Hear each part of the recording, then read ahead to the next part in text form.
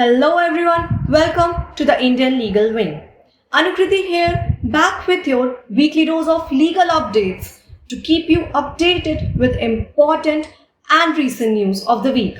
So, without wasting any time, let's get started with the weekly legal updates.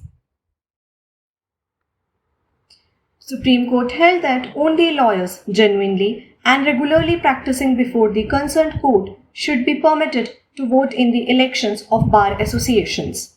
In the case of Amit Sachan versus Bar Council of Uttar Pradesh, a bench of Supreme Court Justices M. R. Shah and A. S. Bopanna held that only lawyers genuinely and regularly practicing before the concerned court should be permitted to vote in the elections to select the office bearer of bar associations of such courts.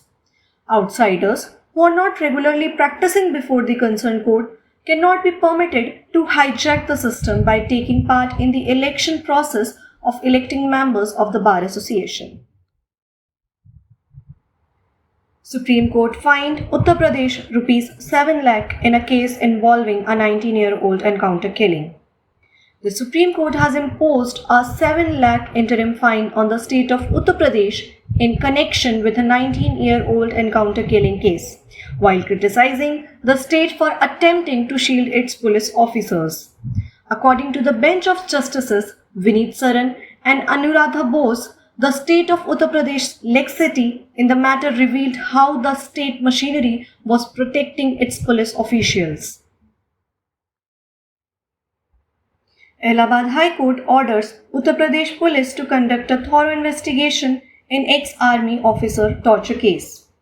In the case of Resham Singh versus the state of Uttar Pradesh, the Allahabad High Court has ordered the state to conduct a thorough investigation and to take immediate action against the police officers accused of torturing former army officer Sardar Resham Singh in May of this year. The court order stated that harassment of common men by public officials is both socially unacceptable and legally prohibited. It may harm him personally, but the harm to society is far greater. Former Uttar Pradesh Governor Dr. Aziz Qureshi granted bail in a sedition case.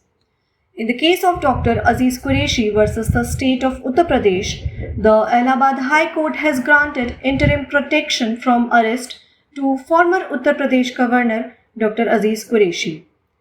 Qureshi was facing sedition case filed against him for allegedly making derogatory remarks about the Uttar Pradesh government led by Yogi Adityanath. Transgender people permitted to take Kolkata Police recruitment exam.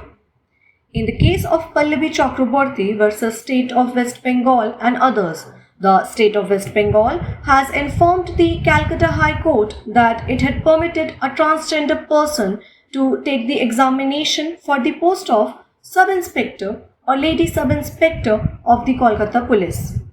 The case was filed by a petitioner claiming that there was no column on the online application form for the recruitment examination that allowed transgender people to apply for the position.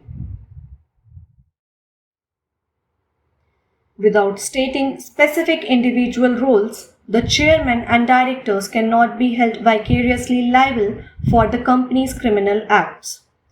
In the case of Ravindranath Bajpayee versus Mangalore Special Economic Zone Limited, the Supreme Court ruled that the company officials such as the chairman, managing director and directors among others cannot be held vicariously liable under the criminal law for offences committed by the company unless specific allegations and avertments against them concerning their roles are made.